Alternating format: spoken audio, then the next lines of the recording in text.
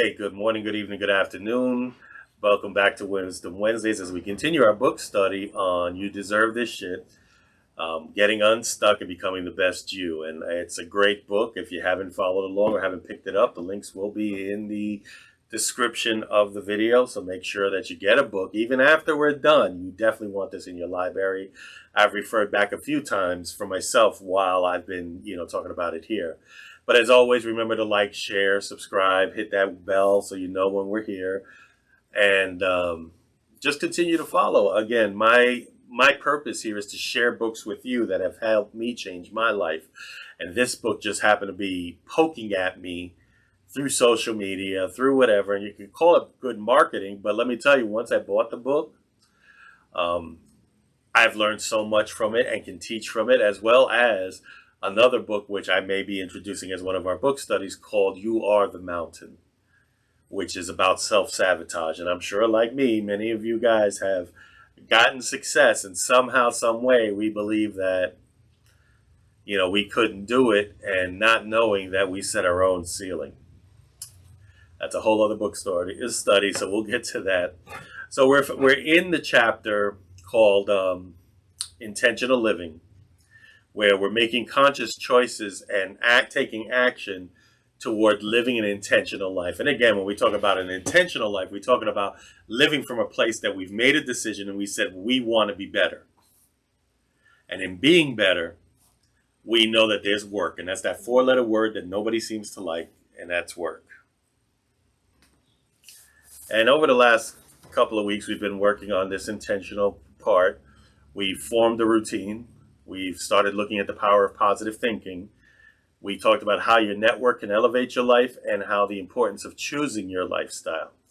So today we're going to take the last two topics, which is building a system to support your goals and how your life is only as big as your aspirations, which kind of why this book led into You Are the Mountain, because of the last part, which is you're only as big as you think. So we'll talk more about that as we go along. So one of the things I highlighted in the chapter for building your system is it takes 21 days to form a habit. It takes 30 days to form a habit. It takes 60 days to form a habit. And it takes, we get it. We all heard it. Forget the number of days it takes to form a habit. You know what it takes? It takes heart. It takes discipline. It takes passion. It takes deep desire to want to make a change. Sure, it takes time, but most importantly, it takes every ounce of you. And we all hear that because I've heard people throw it in my face all the time. No, it takes 21 days to create a habit. Did you make the decision to create the habit? Well, I thought about it. Well, that's your first problem. Well, I want to change, but are you continuing the discipline of doing what you need to do daily? And these are things, and trust me, I sit there and point fingers at myself when I know there's something I need to do. And I'm not disciplined enough, or I'm not participating in my own discipline. I've made the decision, but I didn't put in the work. And that's something that I need to do. And it's the same thing I tell you. So it doesn't matter if it takes you 2 days, takes you 21 days, takes 60 days, takes 90 days. Make the decision, do the work, and keep moving forward. So when we talk about goals, a perfect example is before we even approach goals, we must face our habits. Without positive behavioral patterns, the probability of completing something challenging is second to none. It is almost imperative to build a system first before setting our goals. If goals are set without a foundation of good habits, you're setting yourself up to coming up short. You are not giving yourself the necessary resources you need to complete your goal. So let's start from ground zero, forming good intentional habits. I can tell you that for me, as someone who had the gastric bypass many years ago, one of the biggest things that they always told us is we have to stay hydrated. Okay? So being hydrated required me to drink a large amount of water. And I bought one of those gallon jugs, and I bought that, and it worked for a little while, but because there was no discipline behind it, it got tiring after a while.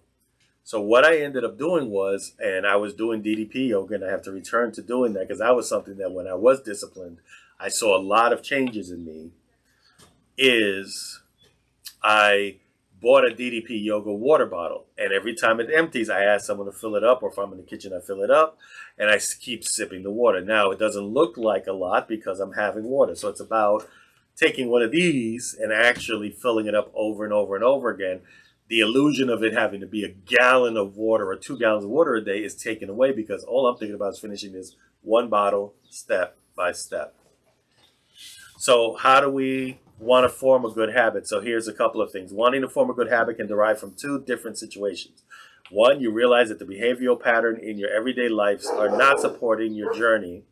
And two, you want to build a system that's going to allow you to become the best version of yourself and achieve your goals. So that's what's most important, is how do we begin these good habits? There's actually a book I'm also looking forward to read, which is called Atomic Habits, that help you create these habits. And I wish I would have known this years ago, because we hear about discipline, and I took martial arts and I've taught martial arts, and I know the discipline behind it. But when we started to lack off, and we as adults, as we get older, we tend to do that, is we don't think we have to do as much. Whereas when we're teenagers and we're training, we're out there training daily. And when you develop the habit of, I need to do this every day, or like I used to tell people when used to go to the gym, I used to go to the gym 6 days a week. And when I stopped doing it, part of my body was like, well, wait, what's going on? We created this habit. Why aren't you doing it? So when you start doing that repetition, the problem is that when you stop doing it, and even if when you acknowledge it, if you continue that lack repetition, you will continue to not form a habit. And when that habit's gone, it's hard to go back. It's kind of, as we say, creating momentum. It's like the old water pumps. You have to prime the pump. You have to pump it and pump hard and pump hard and pump hard to get the air out of the line. And then you start seeing a trickle of water. So just a little bit of water is coming out. And when you keep going, finally you got a full flow. And as long as you're pumping, it's going, it's going, it's going. When you stop and the water stops running, guess what happens? You now have to prime that pump all over again. So how do we start creating those habits? One, asking the right questions. Find yourself someone who has the habits that you want to do, whether it's a business that you want to create good habits with, your diet, your personality, making changes for yourself. You want to start asking the right questions so that you will grasp what are the habits you need to do.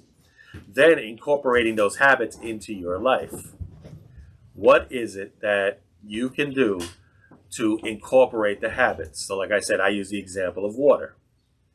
If I'm drinking water, I get to sip water, and on a daily basis, maybe hourly or whatever, to continue doing what I need to do. Understanding how your habits will serve you. Once you understand what the habits are that you are creating, how is practicing those habits helping you?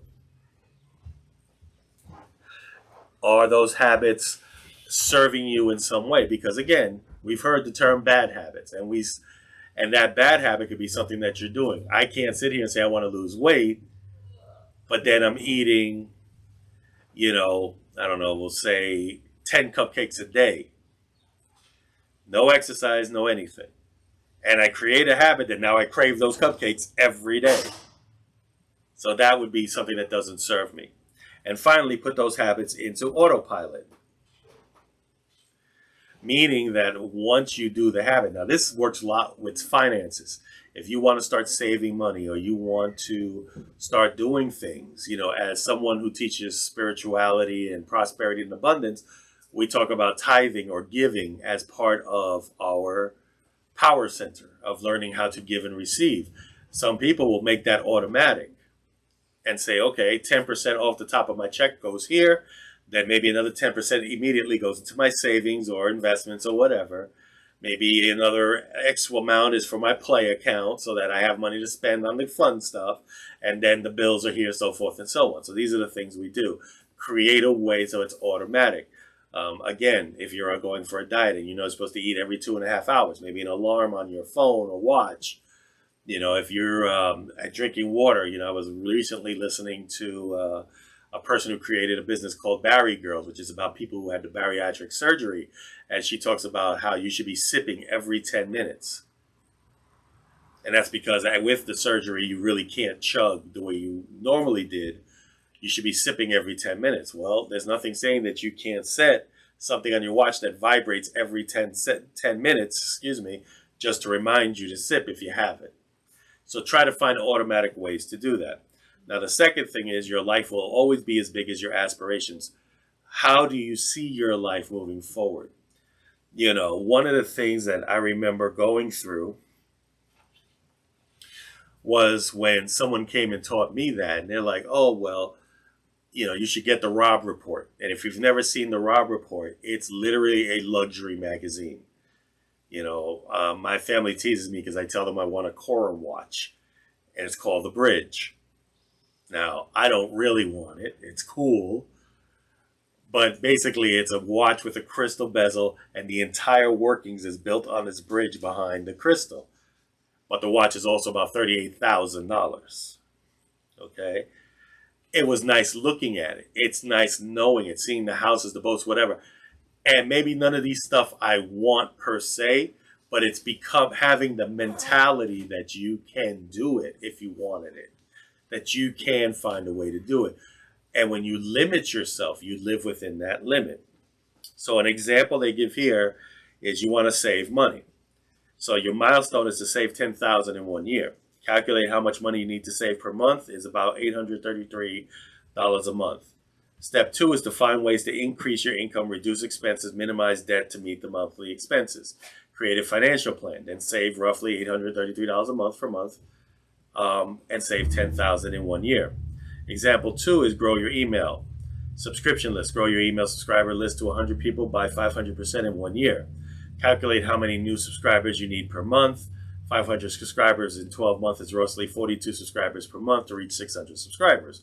Create and find ways to increase your subscriber list through email marketing tools, so forth and so on.